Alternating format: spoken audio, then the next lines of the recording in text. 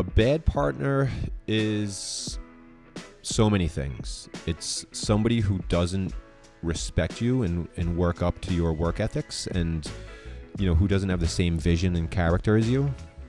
What did you learn about going forward with partnerships? Do you have partners today? I do. Okay. Many. So what do you do before entering into those partnerships that you didn't do the first time? Get to know the person, understand, what their mission is, what their visions are, and who they are, and ultimately, if everything aligns, if it makes sense, maybe that's a good partnership. If it doesn't, then it's probably not the best partnership. Right. So just really like any partnership, marriage or whatever, like are we a good match? Do we have chemistry? Are we compatible? Right. Do we have the same values? Do we want the same things? Do we want to go to the same place? Like, are we going in the same direction? Right. Like, these are all things that are key. This episode is brought to you by Restaurant Systems Pro. With excitement, allow me to introduce to you today's guest, co-founder and CEO of Costa Verde Hospitality, Anthony Tartaglia. My man, are you feeling unstoppable today? Feeling pretty good today. Dude, I'm psyched to be here. Ryan Thorman, Bengal Bulls, had such great things to say about you during the interview and post-interview. We tried to make this interview happen, I think, about a month ago. A couple times. You got COVID, I think. Thank you so much for not giving it to me. He said, hey, Eric, I don't think we should do it. We should probably wait until I feel better. We made it happen. I come to New York often, so I knew it was just a matter of time. We're here. We're in Long Island. I can't wait to get into your story, to find out how you got to where you are today. But let's get that motivational, inspirational, ball rolling with a success quote or mantra. What do you got for us? You ready for it? Yes. Just do it. Just do it. Just do it. Just get it done. Just do it. I did it. There's so much weight to that statement. It sounds a little cheesy and a little obvious, but just do it. Just get it done. There's only one way to get things done. You just have to do it. So why did you choose that quote specifically though? Like, why does that resonate with you? It's something I'm working on with myself, where when I find myself maybe procrastinating and not wanting to do something, and I'm thinking about it, and there's only one way to get it done. Just do it. Just get it done. Just get it out of the way, and you're done, and that's it. Are you familiar with like the like what's happening in the brain? Like, was there a book you read or like a mindset thing? Like, what gave you this mindset? Like, how did you become aware of this power of just doing it? So the book, The Road Less Traveled by Scott Peck, part of his book, he talks about delaying gratification. So when you delay your gratification, when you attack the hardest part of your day and the most tedious task first, and you delay your gratification for later in the day, it's a different lifestyle. So you can either do your enjoyable work right now and worry about what you have to do later in the week, or you can get done the things that you don't want to do early in the day or early in the week, and then you can look forward to the rest of your week after that. Yeah. I recently connected with Thomas Sterner. He's wrote a few books. The Practicing Mind, I think, is one of the books that is coming to mind, but he wrote a series of 3 books, and he gets into kind of like the psychology of like we in our minds, like when we think about the thing, basically the idea is you are not your thoughts, you are not your emotions. When we think about the thing we have to do, we think about the anxiety and we put it off because it's going to be so much work. We don't want to do it. It's going to be like so miserable. And the amount of energy we put into thinking about doing the work instead of just doing it, it's never as bad as we think it's going to be. It's not. Yeah. And so like what's going through your mind as I'm saying that?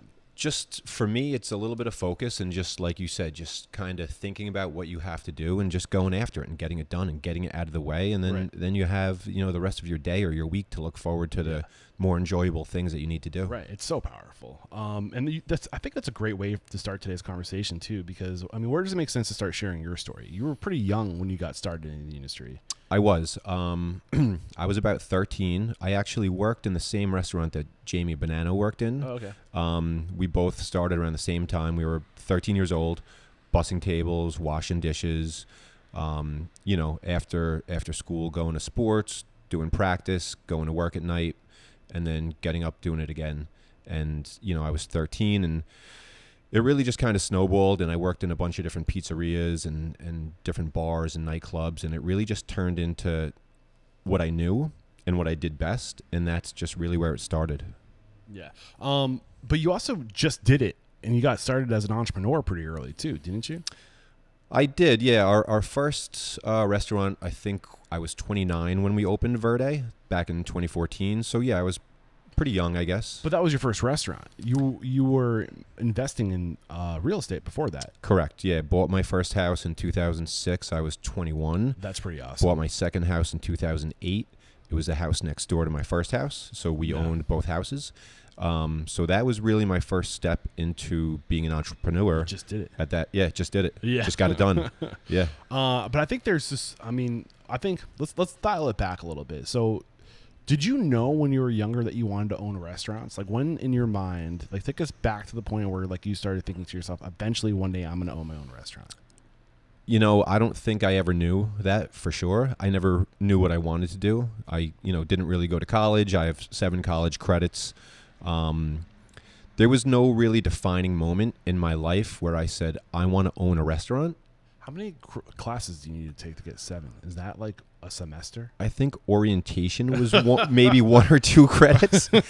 And I took an AP course in high school, and that might have been 1 or 2 credits. Got it. I went to Cortland, and I did about a semester, and they didn't really want to take me back after my grades. What was your GPA? I don't remember, but it wasn't good. Mine was a 0.0.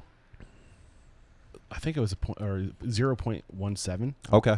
Yeah, probably right in that ballpark. My first semester? Yeah. I turned that around pretty good. I will say I graduated with like a 3.2, I think. But anyway. The one thing I knew right away was that college was not for me. I didn't know anything after that. I just knew I didn't want to go to college. I didn't want to go to school. I didn't want that kind of structure in my life at that point. Did you feel pressure to go to school, college? I did. Obviously, society and your parents kind of put it on you, and that's right for some people. For me, I felt, let me give it the old college try and see what happens. And for me, it just didn't work out. But in the long run, it did work out. I didn't have any student loans, and, no regrets on my end. But well, clearly you weren't lazy. No. You were hustling. So what was it specifically about school that wasn't right for you? Just, I guess, the structure and just learning things that I didn't feel were relevant to my life and my career path. It just wasn't the right time in my life to be in school. Did you ever feel like you should go back to school after, or was there ever a right time? I think about it all the time. I do want to go back one day. I'm not sure that I will. I don't know if I have the time. But, yeah, I would like to go back and maybe take courses on my own terms and, see if I can learn new things that are more relevant to my lifestyle and my career. Right. I honestly think that the school system's a dying breed. I think that the internet is burying the school system. AI and Google. It's just like, what was the point of a school? To bring all this information to one spot so you can share it, right? To bring people and to bring books and information to one spot and to promote sharing. And it was really to create more workers, right? Like, I don't know the full story behind that, but I'm pretty sure that the school system was kind of like this idea of we need more workers. So all these rich people got together and said, let's just combine our resources so we don't have to train people, so they can come to us already trained. Sure. Let's make them pay for their training. That's essentially, I think, what happened, which is so fucked up, if you ask me, when you really look at that, because we talk about this all the time on the show. It's like our job as owners is to empower our people, to teach them, to give them the skills.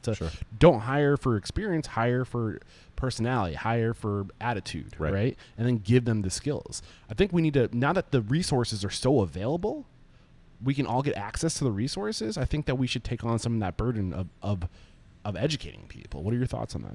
Yeah, I agree.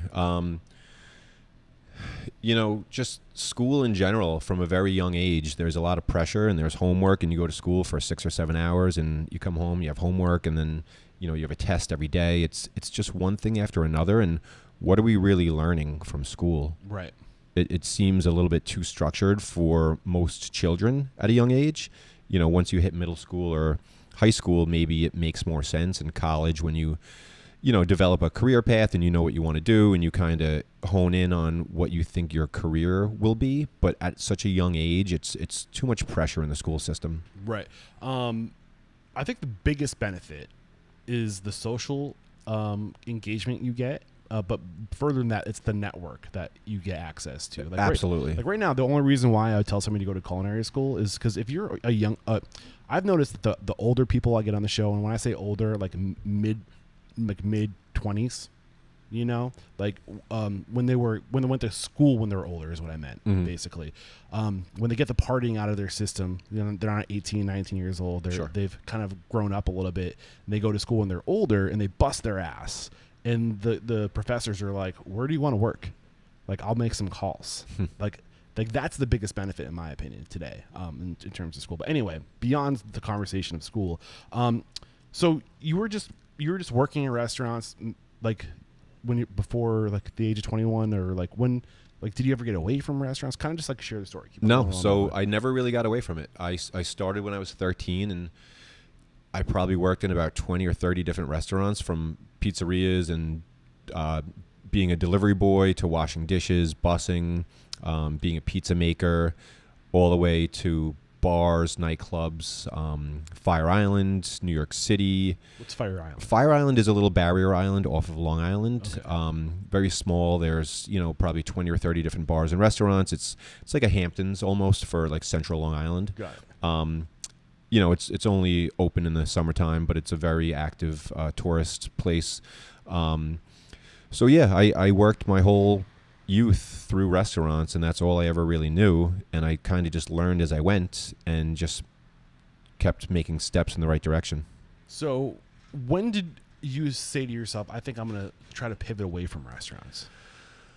I don't think that I ever said that to myself. I think I was always kind of like a little bit stuck, a little bit lost in a sense, where I didn't have the college education. I didn't have another skill set. I didn't really have anything to fall back on. And it had me stuck in the restaurant business, which turned out to be the best thing for me. Yeah. But you eventually got into real estate, right? I did, yeah. So currently I own 5 or 6 properties. I started when I was 21. Me and my dad bought a house. We got an FHA loan. That was, you know, back in the days where you could just sign on a piece of paper and they would give you a mortgage. You know, I was 21. I had maybe $2,000 in my bank account. And they gave us a mortgage, and then they gave us another one in 2008. And somehow I owned 2 houses, and, you know, the economy kind of... It was a great time to get a loan. It was. It was if you great. had the money to pay it back. Exactly. Yeah. You know, high interest. I could have gotten a house. Anybody who signed on the line was getting a mortgage at the time. And, you know, I'm glad we did that. But ultimately, it wasn't the best for the economy. Right. But, I mean, if you were in a position, and if you were responsible, if you did have the cash flow, like, it was a great time to build wealth if you could manage it. Absolutely. So, I mean, looking at your timeline in terms of owning restaurants, you don't own your first restaurant until 2014. Right. Almost 10 years ago. So you're 28 years old, like you said. Like what's the story before that I need to focus on? That, like, where was the growth? Where was the transformation for you as a young man and as a growing professional? So before we opened Verde, I was working in Fire Island. I was also working in the city. I was taking ferries and trains to work back and forth, really not sleeping, working days, working nights. We had a partnership in a restaurant in Fire Island. It was before 2000. This was 2012 or 2013. It was the year after Hurricane Sandy. Got it. So this partnership, it was my brother and I, who's still my business partner. We were minority partners in a restaurant in Ocean Beach, Fire Island. And I was kind of going back and forth between Bryant Park, where I bartended at night, and Ocean Beach, and back and forth. And Bryant Park is New York? It's in New York City. Got it. Yeah, it's 41st and 5th Avenue. Got it. So just a lot of back and forth, late nights, early mornings, bartending, a little managing, and I got burnt out. So 26 years old, 25, 26, ballpark. Yeah, give or take. And then, eventually it was a little bit older when things kind of came to a head. What do you mean things came to a head? I got burnt out. Yeah. It was too much. I realized that something needed to change. I can't bartend forever. I can't start a family. I can't own more real estate. I can't get anywhere working till 4 in the morning and waking up in the morning and trying to do it all over again 5 or 6 days a week. The money was good, the cash was great, but it just wasn't sustainable for me. What restaurant were you working at Bryant? It's the Bryant Park Grill. So they have a rooftop, they have the cafe, espresso bar. It's a pretty big operation. So I was kind of all throughout the Bryant Park Grill, and the money was great. I met celebrities, I met Shaq, I met Jennifer Aniston. It was fun. The money was great. And then, train ride out to Long Island, ferry ride to Ocean Beach. And that was like a nighttime party scene. It was, you're up till 6, 7 o'clock in the morning. You're living not the best lifestyle, and you're up late and up early, and, it takes its toll. And eventually, but you got to meet Jennifer Aniston. I did get to meet Jennifer Aniston. Yeah. Just kidding. But so were you, at this point, were you thinking, like, I want to learn as much as I can because someday I want to do my own thing. My intention is to do my own thing. Not even at that point. At this point, I'm just making money. I'm focused on the money and maybe more real estate. Do you have kids at this point? I know you have 2 kids now, but they're younger, right? And no kids at this point. Got it. No, still, not married, no kids. Just focused on life and having a good time and making money. And I still don't know where I want to be or what I want to do. And that all turned around kind of with Verde, when we opened Verde. So the end of that summer, that was 2013, my buddy Matt calls me and he says, there's a space available in Bayshore. There's no key money. It's just go in there, meet the landlord, see if you can negotiate a lease, and then you got to build out a restaurant. And we did that. I was 28, my brother was 30 or 31. There were 5 or 6 big restaurant groups trying to get into this space, and we went in there, and ultimately we met the landlord and we said all the right things. We had a good business plan, a good mission statement. We kind of put it all together, and he chose us over everybody else, and kind of the rest is history. Did he ever tell you why he chose you over everybody else? It's something I've been meaning to ask him. I see him almost on a daily basis. We work with him on other projects. He's a young guy like us, a little bit older. I think he just saw our energy and just, good character and good people. And, again, with our business plan and, hard work, he kind of saw all that in us, and he took a chance, and, it worked out for everybody. Yeah. In your bio on the website, your website, I saw this little one line that mentioned like bad partnerships and great entrepreneurial lessons from some key people. Mm. That all happened before 2013, right? That happened in 2013. Okay. The summer of 2013, and not to get super specific. I don't need names or anything like that. I just want the lessons. Yeah, I've had some bad bosses. I've had some bad partners, and this was going into Verde Kitchen. This was before Verde Kitchen. Okay. We've had a couple little things since with bad partners, but we had control of that, being that we were, majority owners. But a bad partner. What's a bad partner? Is so many things. It's somebody who doesn't respect you and work up to your work ethics, and who doesn't have the same vision and character as you. Got it. So what did you learn about going forward with partnerships? Do you have partners today? Other partners? Okay. So what do you do before entering into those partnerships that you didn't do? Get to know the person, understand, what their mission is, what their visions are, and who they are. And, ultimately, if everything aligns, if it makes sense, maybe that's a good partnership. If it doesn't, then it's probably not the best partnership.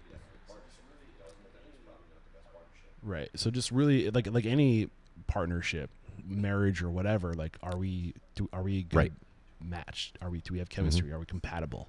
Do we have the same values? Do we want the same things? Right. Do we want to go to the same place? Like, are we going in the same direction? Like, these are all things that are key. And also, like, say it out loud. This is what I want. What do you want? Like, transparency. This is why we have mission statements. Right. This is why we have visions. This is why we have core values. It's not just an exercise to build culture. It's to get the right people on your bus. Exactly. And to make sure we're all going to the same destination. It's super important. So you also mentioned, like I said, the great entrepreneurial lessons. So what were the good things that happened before going in? Like, what were the things?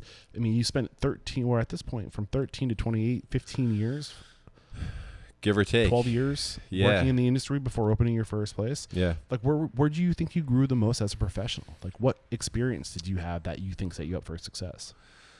I mean, that's a tough question. I think over the course of that time, a lot of different little lessons, piece by piece, kind of built into something bigger. Learning some good things, learning some bad things, and along the way, just realizing what's right and what's wrong, what makes sense and what doesn't, and just piecing it together. And ultimately, it came together at the right time in the right place, and we opened Verde, and we made the best of everything, and we just from then on we just expanded and grew. Did you have a mentor before, like somebody that comes to mind that is like a key mentor in your life that was kind of giving you advice you'd go to? No specific mentor other than my father and my mom, obviously. Yeah. From a young age, they taught us, values and, loyalty and honesty and work hard, try hard, respect people. What were the values? Give specific. I mean, I think it's very broad. Family first. Yep. Family first, and work hard and try your best and be honest, and everything else will kind of work out for you.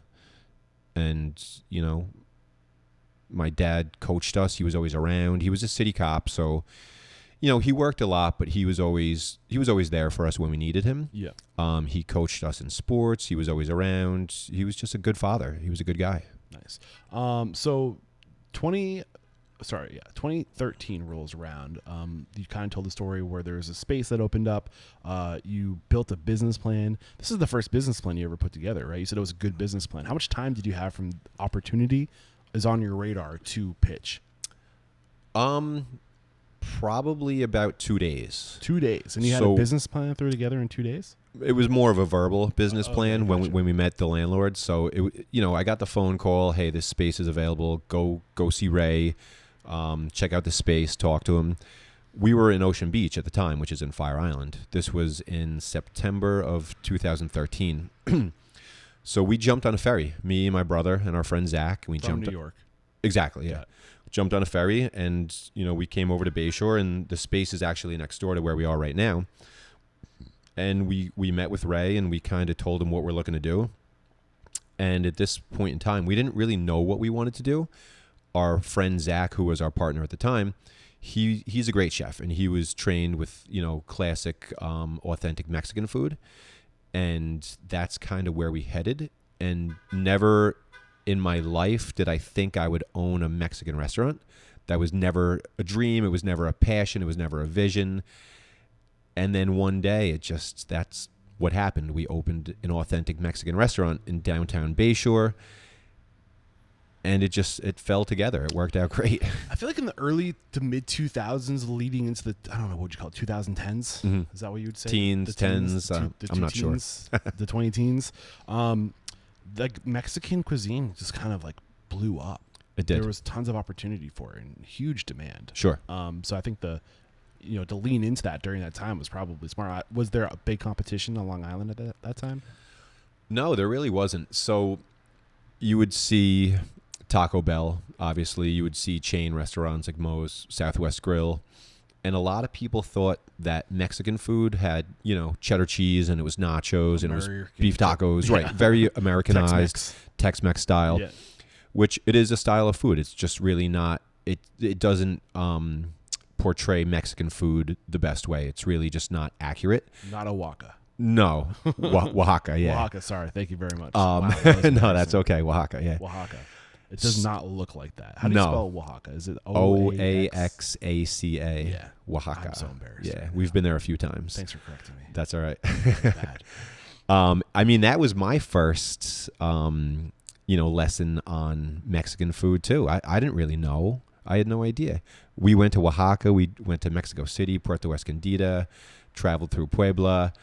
And we did the rounds, and we kind of went through Mexico and learned the food a little bit. And we came back and we applied what we learned. And, we went back to Mexico again and came back with new ideas and new visions. And we kind of kept doing that. We've been down in Mexico probably 5 or 6 times at this point.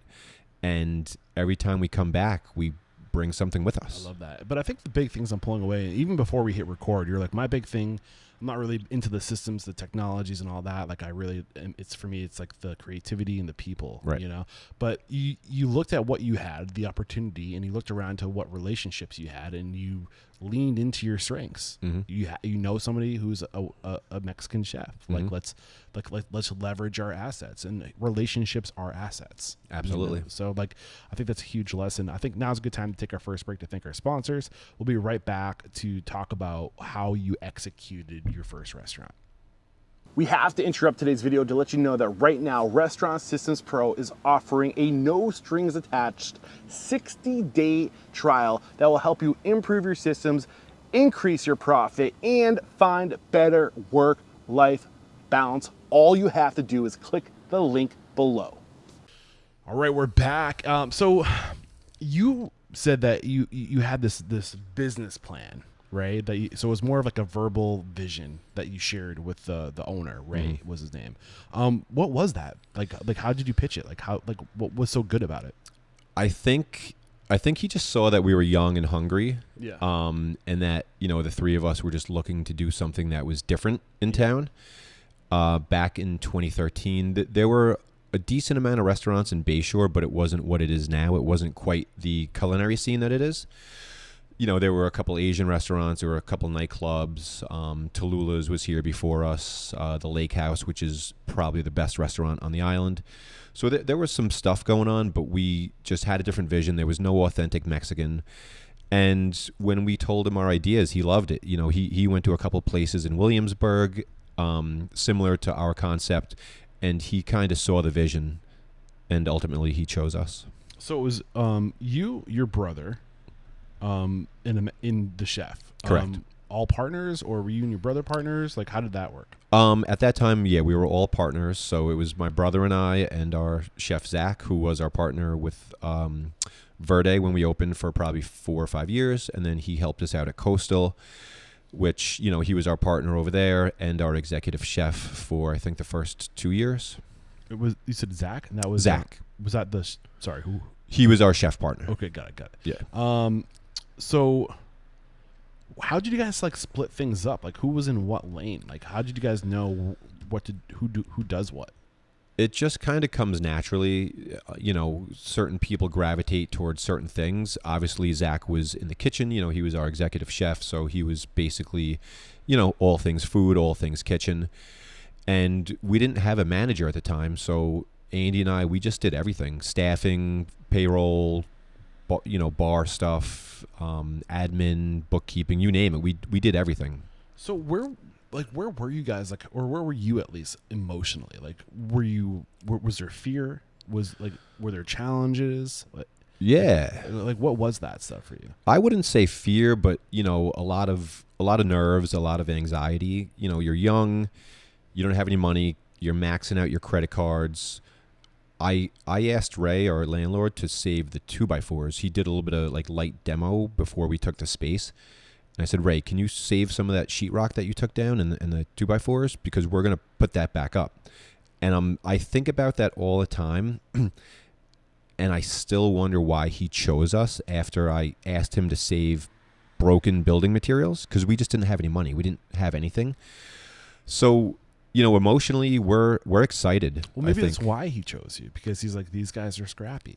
Maybe we were so scrappy. That's smart business right there. Use what you can. Don't throw things away. Make it happen. Yeah, I wish I was still that scrappy. Waking up at 5 a.m., swinging hammers, and just doing it, just getting it done. I think there is something to be said about when you're younger, you just do it. You use your youth, you use your physicalness, your physical ability to just do things, to do the work. And then as you get older, I think it makes sense to work smarter, not harder. Exactly. Right? And I think, that's the benefit of being young, is that you get to beat the shit out of yourself. You can work, 80 hours a week doing physical labor and still have plenty of energy to go out and have fun. I miss those days. So, but use it to your advantage. And I think there's that natural swing from working hard to working smart. So I don't blame you for Agreed. That. What were the biggest challenges for you? Money. Yeah. I think funding, just coming up with enough money to build can out. we talk about money? Absolutely. So how much do you need to get started? Well, I think we put down $13,000. That was our security deposit, 2 months rent. And then from there, it was just, what do we need? We need equipment. We need to build this place out. We need some brick. We need some wood. We need to build, some tables. We pieced everything together. We built things out of reclaimed lumber, things that we found. I was dumpster diving. Every weekend, we were going through dumpsters around town. I remember being with somebody in Brooklyn, going somewhere to like an event and seeing a dumpster on the side of the road. And I pulled over the car and I jumped in the dumpster and I took out what I needed and brought it back. And we built a restaurant from dumpsters. It was wild. I mean, I don't know a ton about like Mexican culture, but I know that they don't have as much resources. So I feel like that is kind of the way of like just like looking at what's there and pulling things together. So it was probably really on brand as far as what it looked like. It was, it was rustic. Yeah. But beautiful at the same time. So, we spent money where we needed to. We saved money, everywhere else. And we ended up building a beautiful restaurant. We had 100 seats. We had a big kitchen. It cost us about $400,000, which in today's world would be double, if not triple that. Right. I've spent easily literally zero time in Mexico, but I do know that in terms of like the economy, it's a lot similar to Southeast Asia. And that's kind of what I see with Southeast Asia. Like the beach vibe is like they just go and they just gather materials and build something out of it. Reuse, recycle. Exactly. Absolutely. Yeah. How much did you, so you're basically like creating this pro forma as you go, like in your head. You had to raise 13 to get the keys, to get started, right? Mm-hmm. Did you guys were you all equal partners in the raising the money, or did you go to somebody to get that, or was it savings?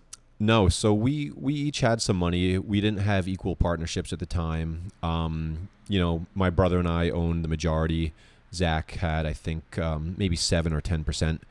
But we had some money saved up. We all worked really hard as kids and young adults, and we had a certain amount of money saved up. Maybe, I want to say, combined, maybe we had 100,000, give or take. But from there, I opened 3 or 4 credit cards, 30, 40 grand here, 30, 40 grand there. We got an equipment loan for, I think, 50,000. Capital One gave us a line of credit for 50,000.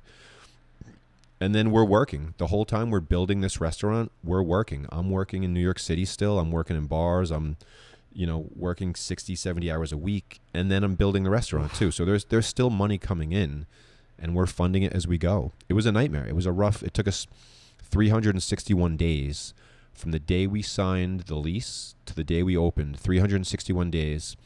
And that was a tough year. That was probably the toughest year of my life. I mean, almost half a year to get open. So when you do get open, like what, like, again, like you got the money, you executed the build out, you got scrappy. When did like the relief start to come? A few weeks in, the first night we opened was a good one. We had no idea. We had no idea if this was going to work. We didn't know if people were going to enjoy it. We didn't know if people would even show up. So we hired a staff. We had our product. Everything was ready. We prepped for a few days. We did our staff trainings. We opened on a Friday afternoon, I think at 2 or 3 in the afternoon.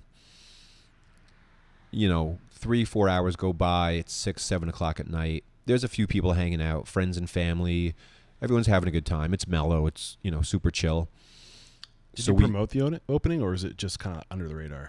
I think it was under the radar. I think we had an Instagram page at the time, and we probably put something out there, but it wasn't like a huge ordeal. So we cut like 2 or 3 servers. We cut a bartender or 2. We might have cut somebody in the kitchen. We're like, all right, cool. That was fun. That was great. That was a good learning experience. Let's prep. Let's get ready for tomorrow. 30 minutes later, you can't walk. It's packed, elbow to elbow. There's 150 people in there. We're short-staffed. We send people home, and now we're in the shit. And that was our very first lesson. Just staff. Just make sure we have enough people to get through the shift. Doesn't matter. We didn't care about $7 an hour payroll. I never cared about that. Just make sure there's enough people here to get through, to give good service. So why is that such a valuable lesson? It just, day one, right to the wolves. Let's get in it. Let's get in the shit. Let's see what we're made of. What can we actually do here? What is the team capable of? And what kind of money can we make? What can this place produce for us? Is this going to work? And we knew right away. We knew day one that we were going to be successful. We had a lot to do. We had a lot to learn. But we knew right away that we had something different that people liked. I mean, it was easy. It was tacos and margaritas. But, we had to teach people what authentic Mexican food was. People were used to, like, where's the beef tacos? There's no beef tacos on your menu. There's no chicken tacos. Tacos. Where's the cheddar cheese? Do you guys use sour mix?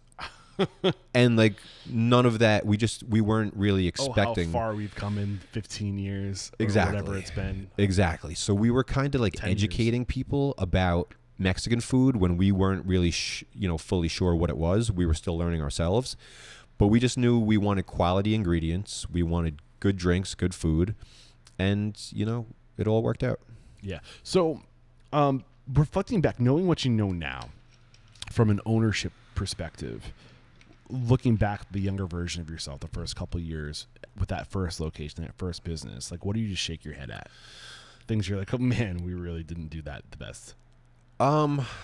I think mostly at myself. I used to think that I had to do everything. Like no one can do payroll the right way. Just me.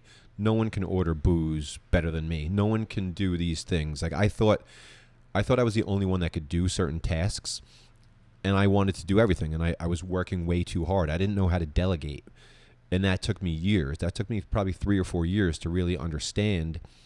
Let people do what they're good at. I'm not the best at anything, but I can teach people and let them do that, and I can go do something else. I can create another opportunity or open another restaurant if I can just enable people to do their jobs. Right. And that was a hard lesson for me to learn. So when did you learn this lesson? Why was it a hard lesson? I think I really started to learn that when we started to open Coastal, which was, I think, about 2 years later, or maybe a year and a half after we opened Verde. That was another tough build out. That was grueling. That was about almost 2 years. And I wasn't really working at Verde much anymore, at least not like at night or, I wasn't working any shifts. I was still working on the business, but I wasn't working in the business. And that's when I started to realize I can't be in two places at once. And I need to, hire people and enable people to do their jobs. If we want to grow, if we want to own 2 businesses or 3 or 4, we need to put people in place, build systems, grow a team, and continue to move forward. You started realizing this after about a year and a half into Verde. Yeah. Yeah. What was that process of creating process like for you? It was tough. It's a learning curve. It's, you don't have a mentor. No one's telling you what to do. You're the boss. People look to you, and you don't have anyone to look to.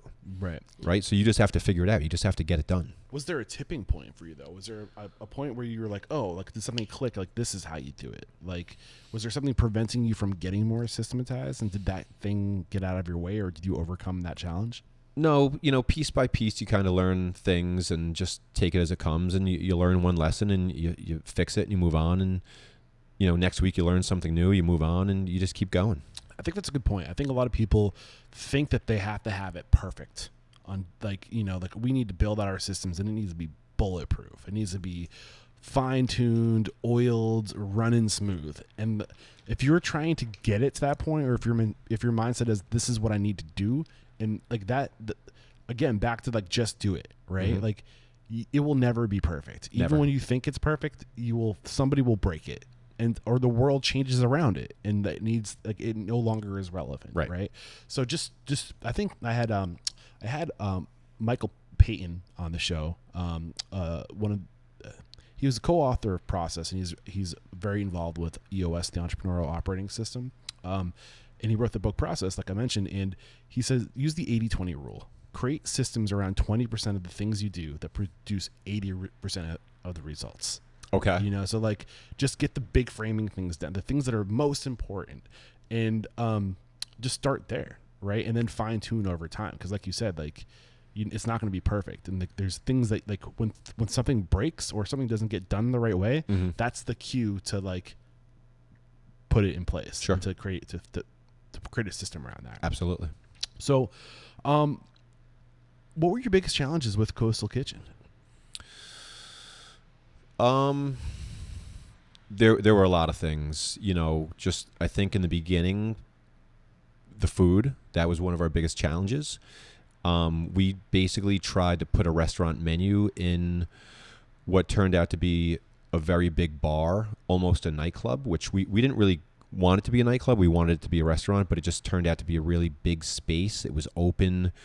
We had a pool table, we had dartboards, we had a shuffleboard table, live music. So we wanted to open Sounds this. like my kind of place. Oh, it's great. It just hit the ground running.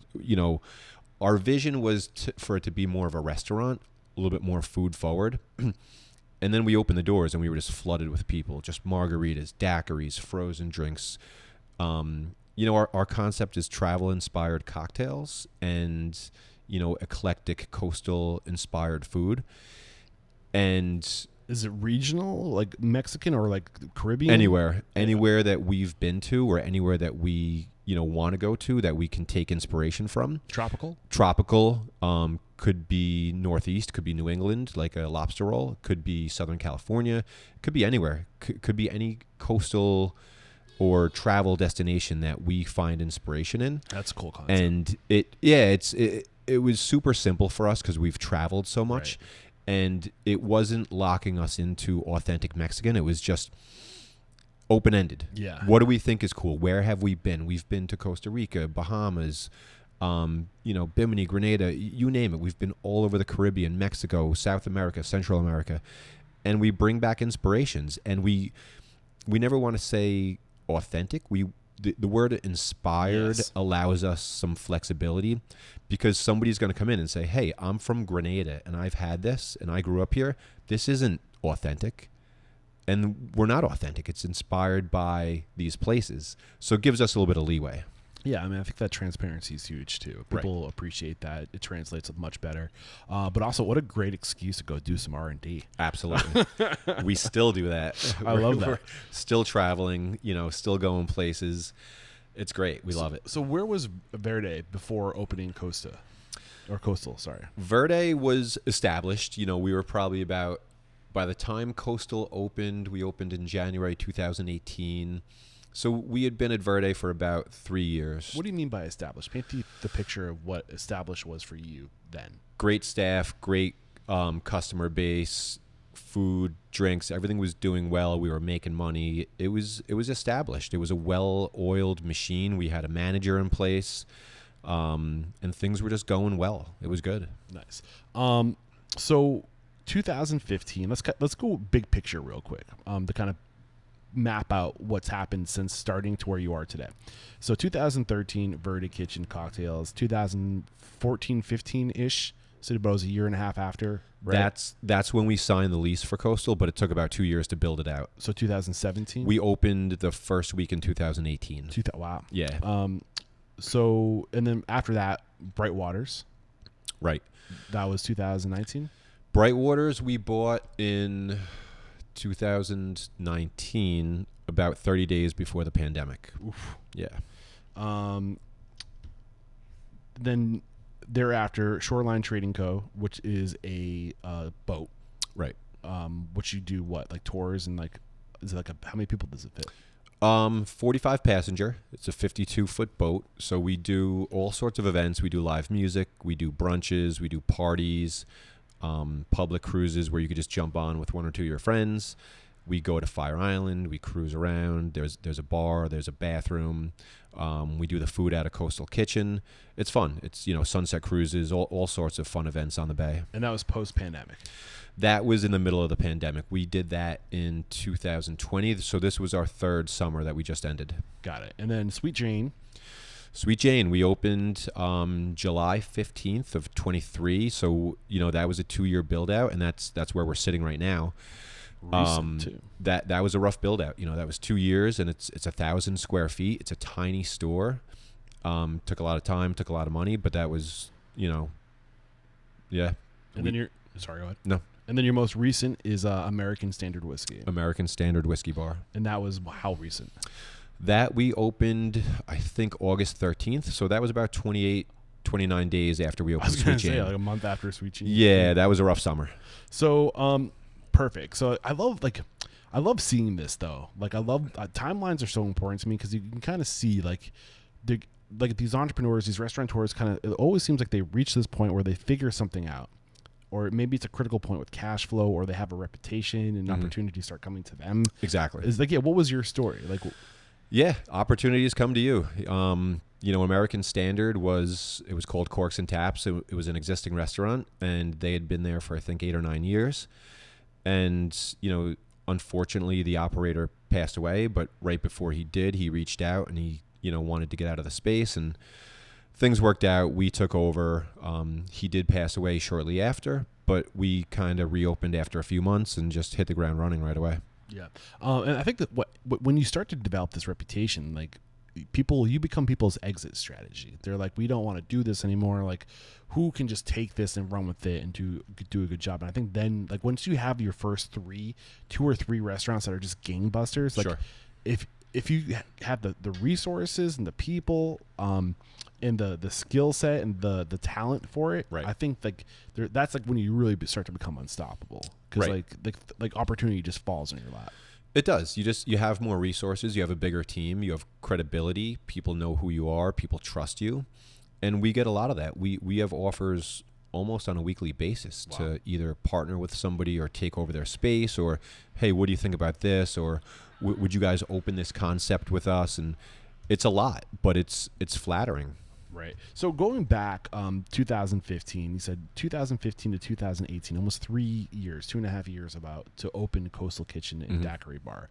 What were the biggest challenges? Knowing what you know now, do you think you would have still tried to open that, or do you think you bit off more than you can chew, and do you have like regrets? Not regrets, but like hindsight being 2020. Right. So, I found out that my first child was on the way. We got pregnant, halfway through the build out, and basically knowing that I was going to be a father, that was a big inspiration for me to get this off the ground, to make it successful. Right. So that was let him do, but that was it. There were no excuses. There was no room for failure. Just I had to do it. There was no other way about it. Looking back, it was a vacant space. It was a furrier where they stored fur coats. There were a lot of environmental issues underneath the building. And it was a grueling build out. We did top to bottom, storefront, roof, everything, trenching, new bathrooms, framing. It was a monster build out. It was tremendous. And I was the GC. We didn't have a GC. So like I was running subs. I was, working with the steel guy. I was working with the plumber. I was doing the carpentry. I did all the tile work. And, we're running Verde, and I'm working my ass off again. And it worked out. It was a great experience, and it was grueling, and I'm glad we did it. No regrets. So, what was the biggest challenge, the biggest struggle for you? Knowing what you know now, would there have been things you would have done differently, or if you could give the past version of yourself any advice going into that deal, what would the advice be? There's really nothing I would do differently. So we negotiated that lease. It took probably 3 or 4 months. The landlord lived down in Florida, and it was a tough negotiation, and we came out with the upper hand. So our rent is so low. We have a long lease.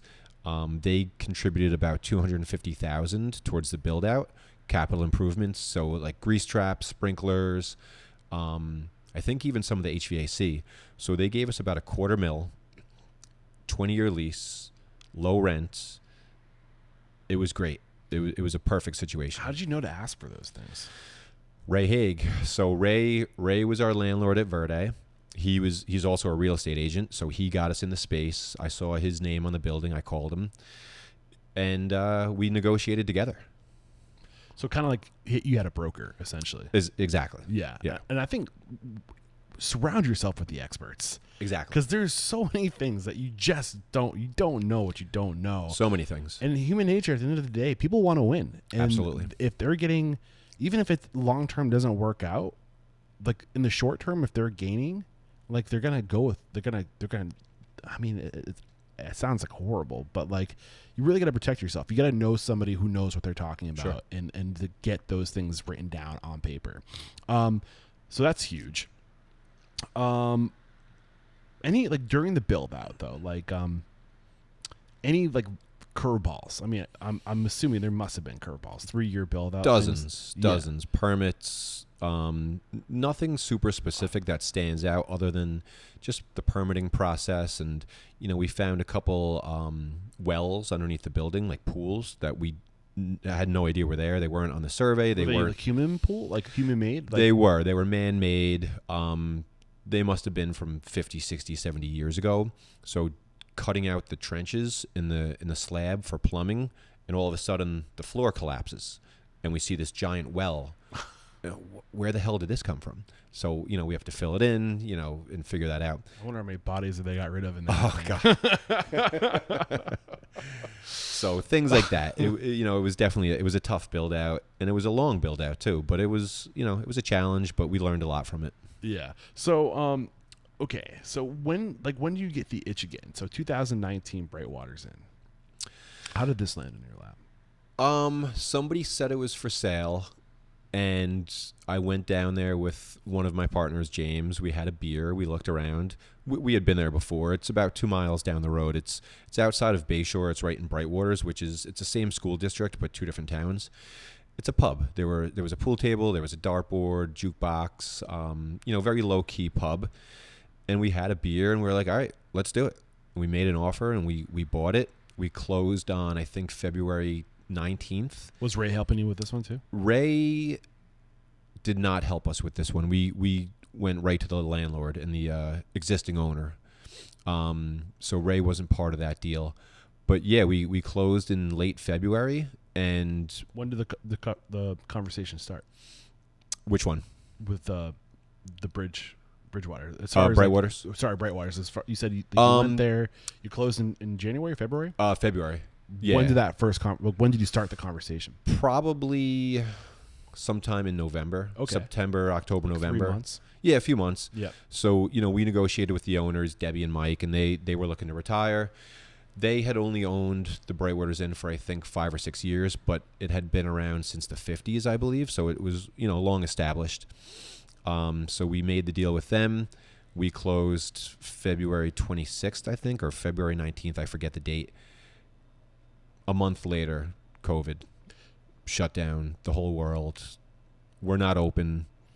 We're doing renovations. We're trying to get open.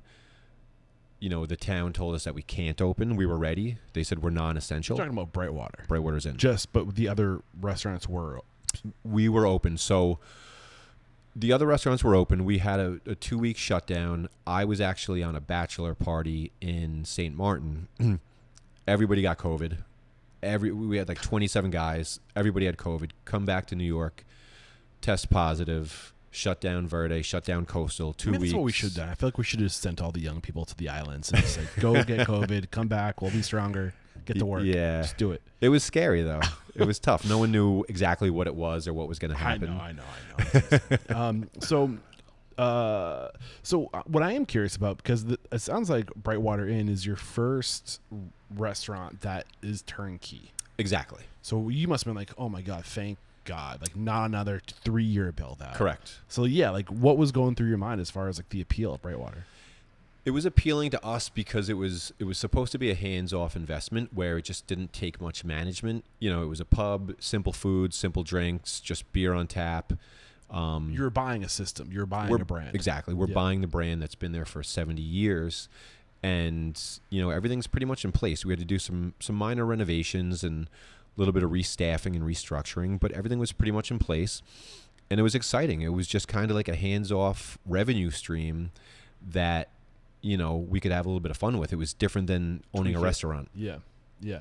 So the pandemic hits. I don't want to spend a lot of time talking about the pandemic. Neither do I. Yeah, but like I will say this.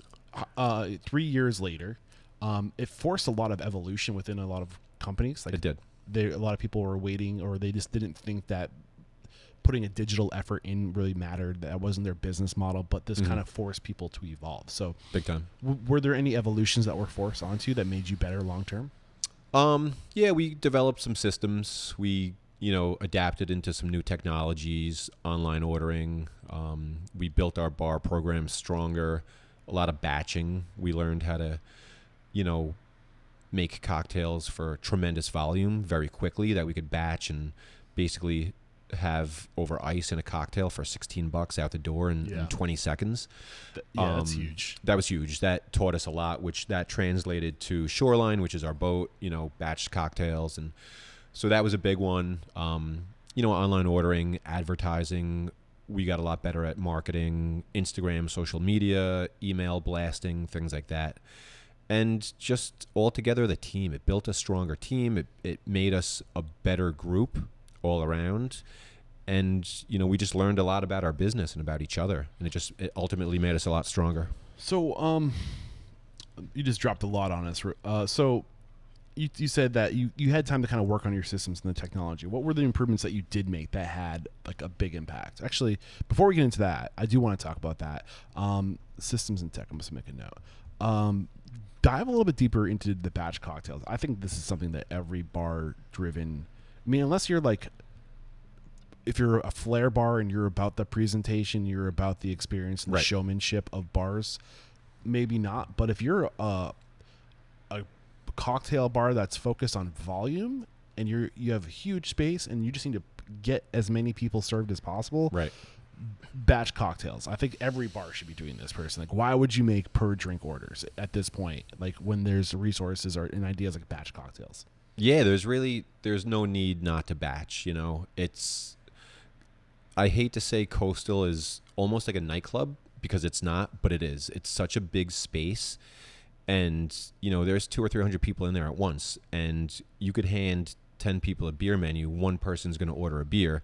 The other 9 are going to want a craft cocktail. Yeah. So we developed a concept that's, really awesome cocktails, very crafty, but also approachable, and we could do them quickly. We can do serious volume when we need to.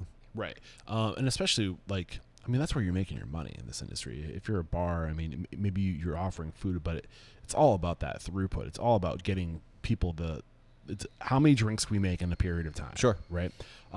Is there anything we need to know in terms of batch cocktail, like as far as like things that you weren't expecting when you chose to take that path that you can give somebody some little foresight? I'm not directly involved in the batching, so I don't know all the secrets and tricks, but it's, keep it simple and add citrus at the end and, marry your spirits together and basically just be 2 or 3 steps ahead of, that cocktail where you could do it quickly. Got it. So what were the biggest systems that you improved during this time? Systems. You have confessed to me that systems that's not your vertical. It's not. It's definitely not our strong point. We're definitely not tech forward. I'm not big into, systems and being over technological.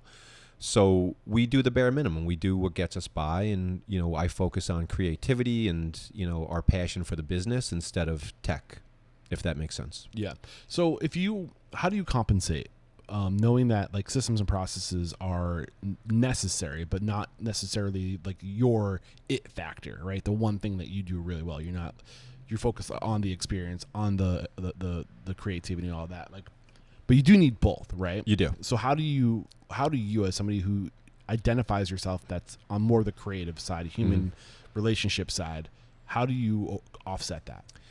The team. Yeah. Management, accountants, bookkeepers, our attorneys, just letting everyone do what they're good at.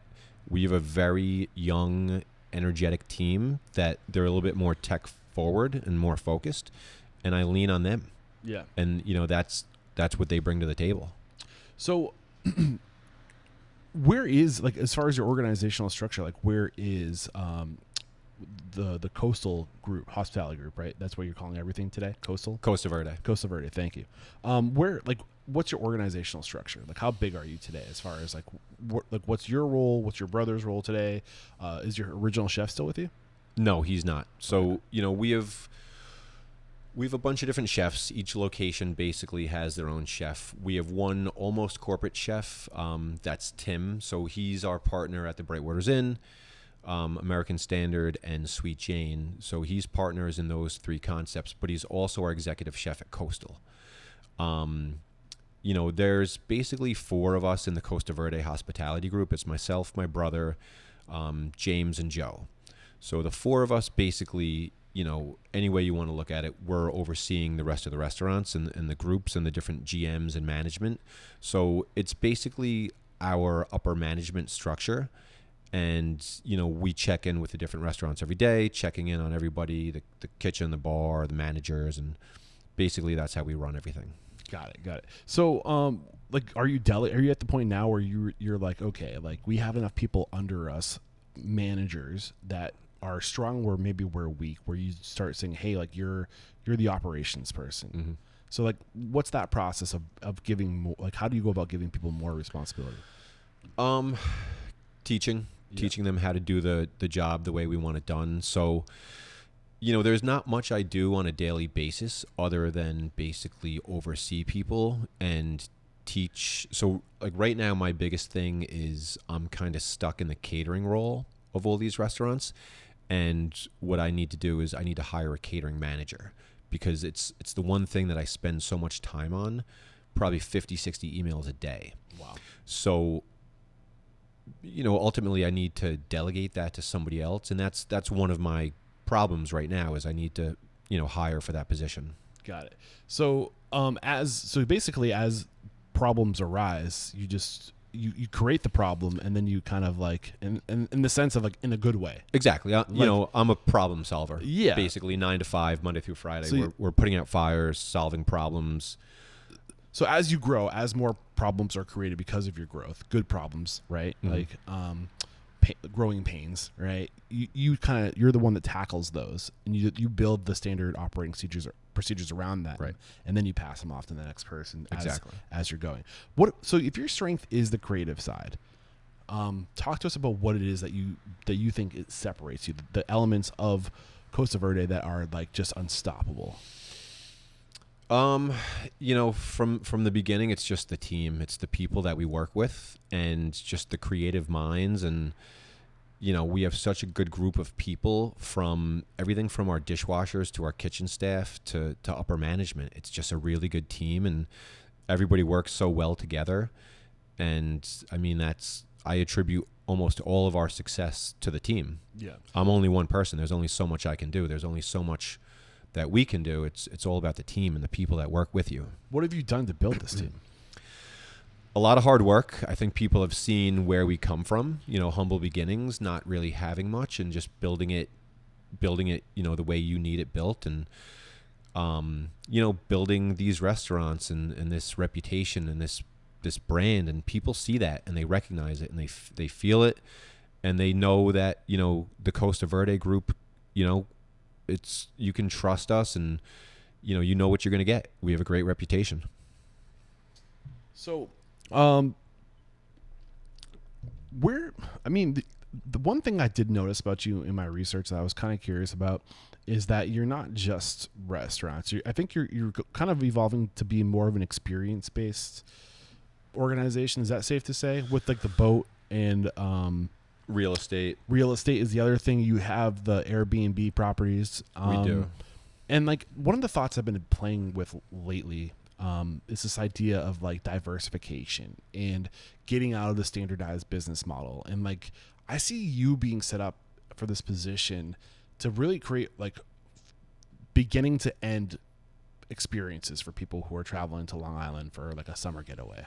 Right? From like where they stay to like where they dine to where they party. Sure. I think that's a good teaser. We're going to take one more quick break to thank our sponsors, and we'll be right back to talk about where you are now and what the plan for the future is and Sounds where good. the industry is going. Sure. We have to interrupt today's video to let you know that right now, Restaurant Systems Pro is offering a no strings attached 60-day trial that will help you improve your systems, increase your profit, and find better work-life balance. All you have to do is click the link below. All right, we're back. And before we went to break, we were talking about basically, I think we're moving in this, I don't want to put thoughts into your head. I don't want to be suggestive or lead you, but one of the things that's come up a lot on the show is this idea of moving to more of an experience-based economy. And I feel like you're setting yourself up really well with the properties and the focus on it, the people and the experience and the creativity. Like, you're setting yourself up to be a really well foundationed, experience-based business model. I don't know. Yeah. I mean, that's the goal, right? To, diversify your portfolio and to have different concepts and different revenue streams. But, for me and my creative side, I'm experience based. Right. I live my life for experiences, not for work, not for school. I want to experience what I want to experience. Yeah. And I like to do cool things with good people. And if that's real estate or restaurants or bars or a cruise ship, let's do it. Let's go. So that's the other thing that you mentioned, that like you're getting all these like opportunities, and it's like weekly offers, right? You get to a point where you can't say yes to everything. No. Because everything you say yes to is something else you have to say no to. Right. You only have so much bandwidth, right? Mm-hmm. So what are you like as opportunities are coming to you? What filter are you putting them through? I guess who's coming to us with the opportunity is first and foremost. And, if it's the right time in our life, if we have the capital to do it, and if it makes sense. I make a lot of decisions with my heart, and if I feel it in my gut, I'll go with it. And if I don't, then it's not for us. Got it. So when you say that you're looking so it's like relationship first. Who's the person that's coming to me with the offer? Are they aligned with who we are and how we do business? Right. Exactly. Like we have our group, we have Costa Verde, we have the people that we work with, and we work very well together. So to introduce new people into that group, it's not always easy, and it may not make sense for us, but if it's a good opportunity at the right time, then maybe we'll take it. Got it. I am interested in this boat. I feel like with your Airbnb properties, how many Airbnb properties do you own today? Right now I have 3. 3. What's the goal, the vision with your what is your vision? I don't know. Like, what's your dream, man? Retire early. What's early? Live a good life. I don't know, mid-50s. Okay. I don't want to work for retirement. I don't want to work my ass off every day just to retire at a young age. I want to enjoy my life.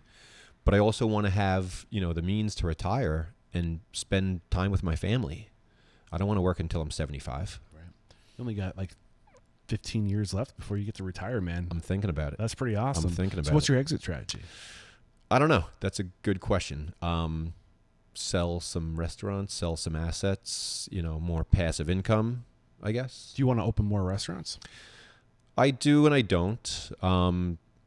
There's always the passion for creativity and different ideas and different concepts and projects, but you can only work so much. And for me, I think a big part of who I am is I work 40 hours a week, maybe 45. I have a window, Monday through Friday, 8 till 4, 8 till 5, somewhere in that ballpark.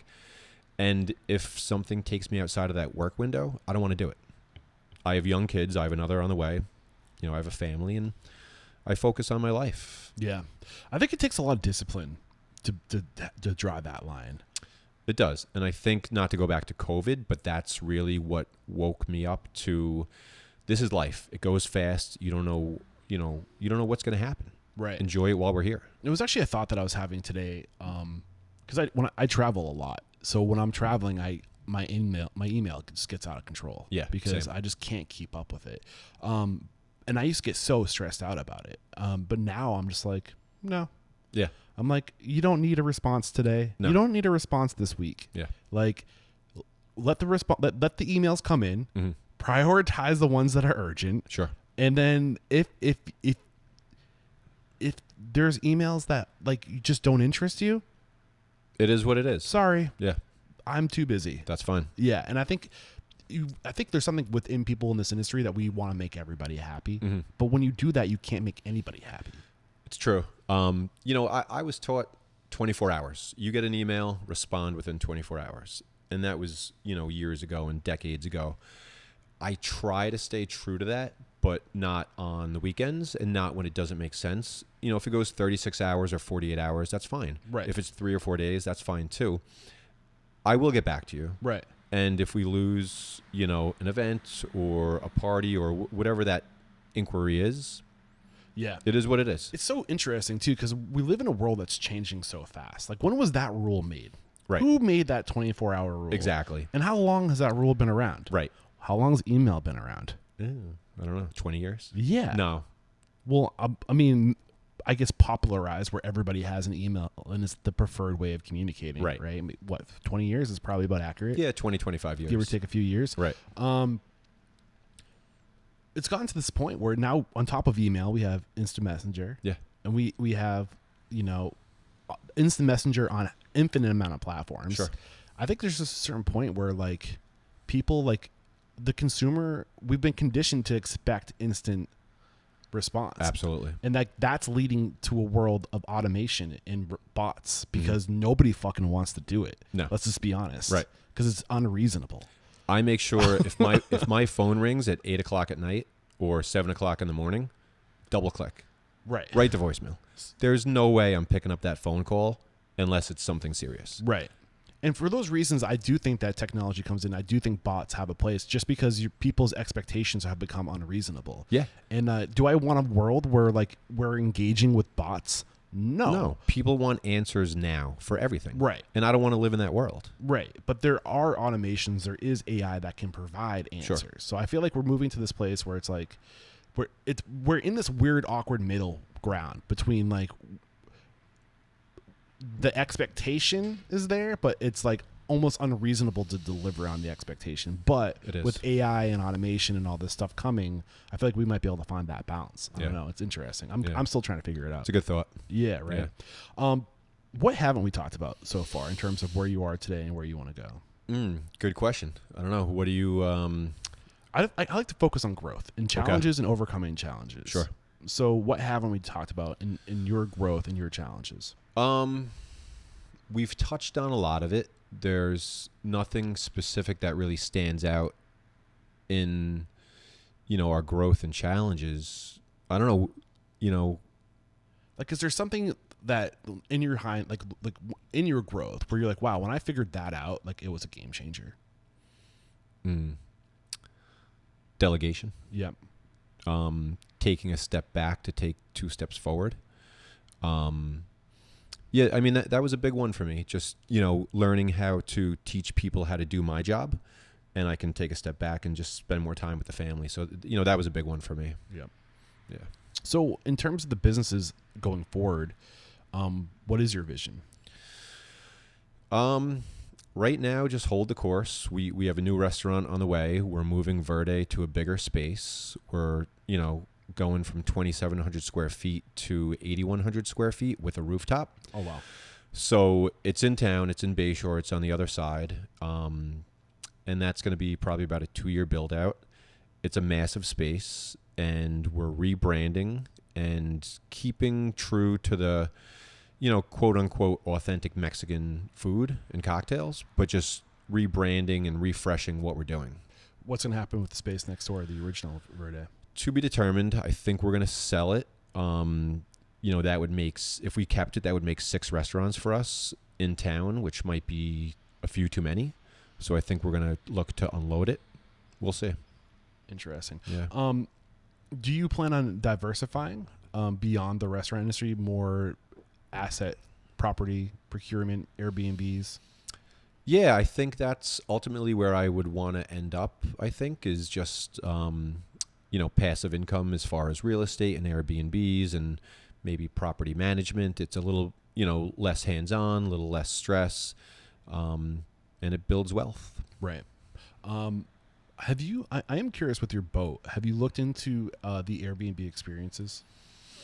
With the boat? Yeah. As far as... Like, Airbnb is moving beyond just using their platform to find a place to stay, but it's also starting to connect the people from those communities. Like the example I have is a woman in Charleston. Her name is escaping me. I do way too many interviews. It's so hard to keep everybody. If it comes to me, I'll share her name. But she does crab fishing. Oh, cool. She goes like she gets people together. They go out. They go crab fishing. She's killing it. She worked in restaurants.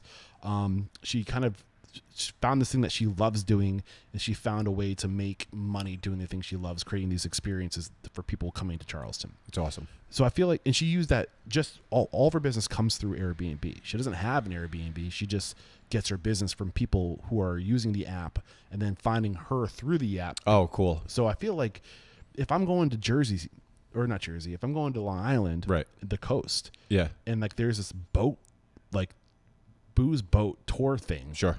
I don't know. I feel like there's a ton of opportunity there. That's a good idea. I don't So know. yeah, as you know, an experience through Airbnb, maybe marketing through there to Lead generation. Yeah, exactly. No, that's a good idea. I don't know. Yeah, I should look into that for sure. I mean, I'm not an expert on that, but it's like, in terms of experience, I feel like that's kind of what you do best. What advice do you have for people when it comes, if you're trying to be an experience-based hospitality group?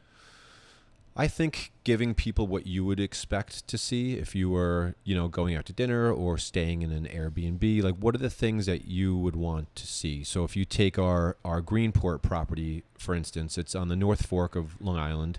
It's about an hour and a half from here. We're on the water. We have a 150-foot private beach, and we have a staircase going down to the beach. We have paddle boards. We have kayaks. We have a little Zodiac boat, yoga mats, weights, bikes, like all the amenities. What would you want to use when you're on vacation? What are the things that you need? And that's what we want to offer people. Are these all your ideas? No. So how do you foster a culture that allows people to feel like they can contribute their ideas? Positive reinforcement and, letting people kind of do what they're good at and listening to people and just kind of allowing change. Like I'm not the best at anything. I have to let other people do what they're good at and empower them to do their jobs. I love that. Yeah. So one thing I like to focus on before we wrap up is this idea of Restaurant Unstoppable's mission is to change the world through inspiring, empowering, and transforming the restaurant industry. I think if we can transform our industry has the power to change the world. So on that note, what do you think has to happen within our industry to be better? A little more focus on quality, better service, better standards, things like that. How will that make the industry better ultimately? What impact will that have on the industry?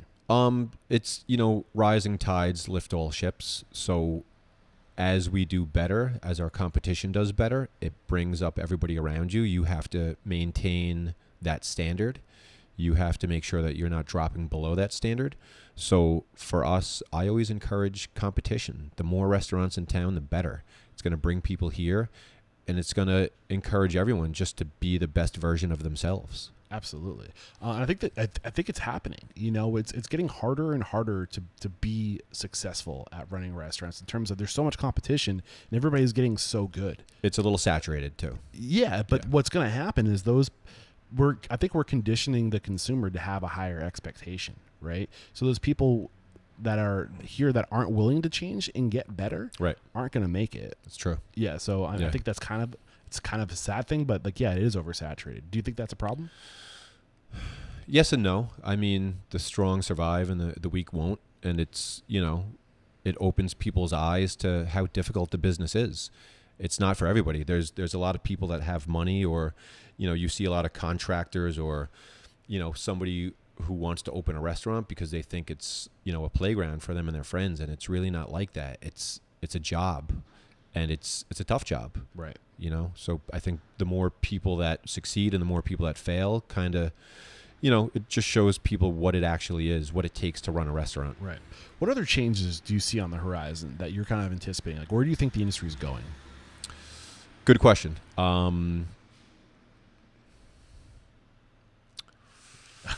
Good question. That's what I get paid the big bucks for, the questions. Lead me. What are you looking at? So, I mean, just generally speaking, like, my thoughts are like, if the industry is oversaturated, we mentioned that. My thoughts immediately went to, well, that's because there's so much retail space that's no longer being utilized. The only thing that works in retail space today is restaurants. Right. So what's going to change? Like, what are we going to do with all this space if we can't have them all be restaurants? Like, what's going to change? Like, I don't know. Is it going to be more experience space things, more escape rooms, more things that you're kind of good at. Axe throwing, right? I don't know. More retail. I think that we're going to see a lot of diversification in experience-based dining. Mm-hmm. So there's going to be where the food isn't going to be why you go out. It's going to be an event to go do something. The experience. And then when you have people there, they're going to want to have a drink and they're going to get hungry. Right. That's what we do, you know? That's what I was thinking, but I didn't want to say it because I'm trying to be better about listening and not steering the conversation. But as I'm saying that, what do you think? That's a tough question. Everything you said is right. It's, spot on. It's people want that experience and people come out to eat and drink because they want to, experience something different. But at the same time, I think there's too many over-the-top experiences and people are trying too hard to do too many things. And, sometimes less is more. Keep it simple. And, do we need shareable fishbowl drinks in a restaurant? Is that something that we need as a society? It's, it seems a little bit out of place, but like people do gravitate towards those things. But, again, sometimes less is more. Right. So the mission statement is to inspire and transform the world through basically inspiring and transforming the restaurant industry. So along that note of transformation, who are you today versus the man you were when you opened your first restaurant in 2013?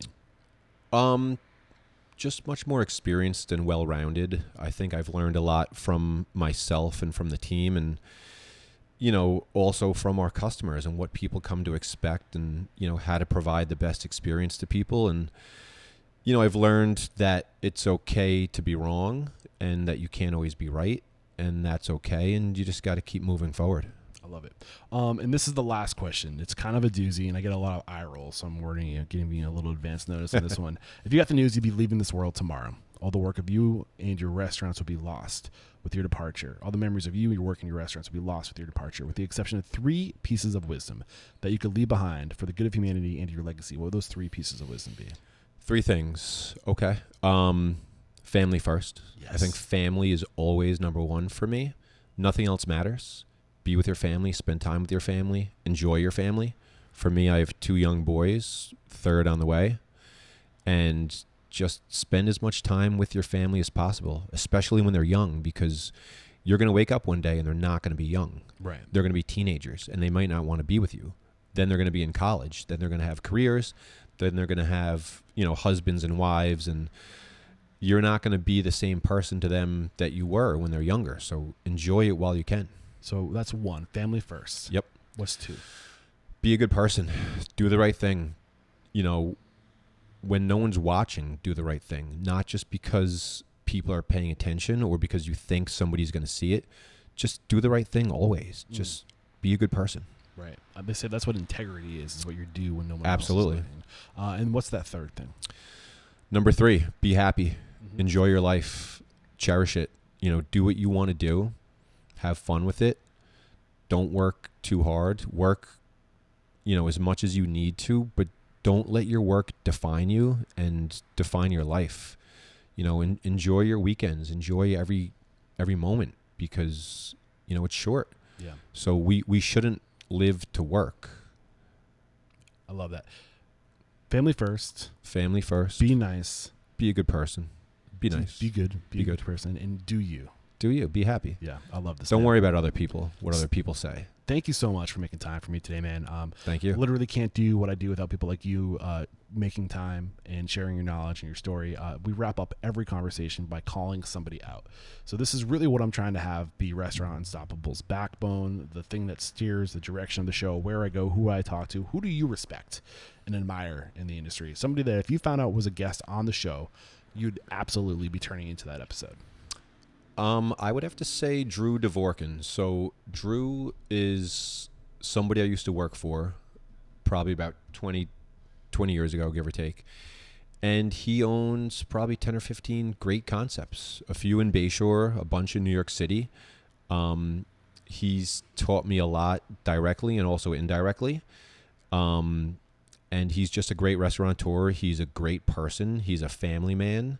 And I think we really just respect what he does. Drew, look out, man. I'm coming after you. I'd love to get you on the show.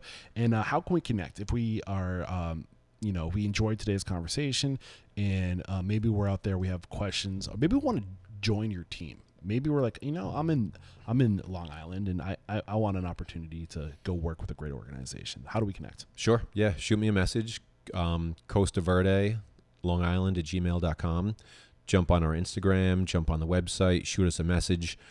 We're not always hiring, but we're always looking for good people, and we're always willing to make good connections for down the road in the future, and just come say hi. Beautiful. And this is episode 1037. Head over to restaurantstoppable.com/1037. We'll have a summary of today's discussion, as well as any links to tools or services and how to connect with Anthony over there in the show notes. Again, Anthony, thank you so much, my man. There is no questioning. You are unstoppable. Thank you.